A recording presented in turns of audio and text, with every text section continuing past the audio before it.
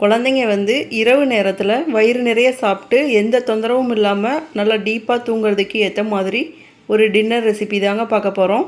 இந்த ரெசிபி பார்த்திங்கன்னா 8 month complete ஆன குழந்தைங்கள்லேருந்து கொடுக்கலாங்க. அதுக்கு ஒரு 2 டேபிள் ஸ்பூன் ரவை எடுத்து ஒரு 2 நிமிஷத்துக்கு லோ ஃப்ளேமில் வறுத்து ஒரு பவுலில் மாற்றிக்கோங்க. அடுத்ததாக கடாயில் கொஞ்சமாக நெய் சேர்த்துக்கோங்க. கூடவே கொஞ்சம் கடுகு, கொஞ்சம் சீரகம் சேர்த்துக்கோங்க. அது கூட துருவின கேரட் கொஞ்சம், அதுக்கப்புறம் நறுக்கிய பொட்டேட்டோ கொஞ்சம், பச்சை பட்டாணி கொஞ்சம், கொஞ்சமாக மஞ்சள் தூள் 4ஐயும் சேர்த்து நல்லா வதக்கி விட்டுக்கோங்க.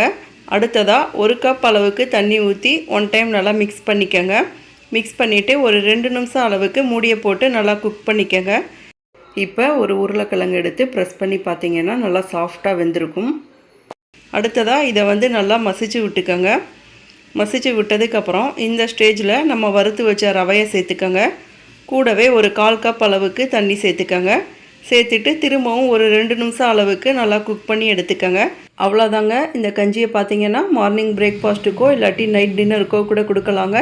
இதே மாதிரி ஹெல்த்தியான நிறைய பேபி ஃபுட் ரெசிபீஸ்க்கு நம்ம சேனலை சப்ஸ்கிரைப் பண்ணிக்கோங்க. தேங்க்யூ.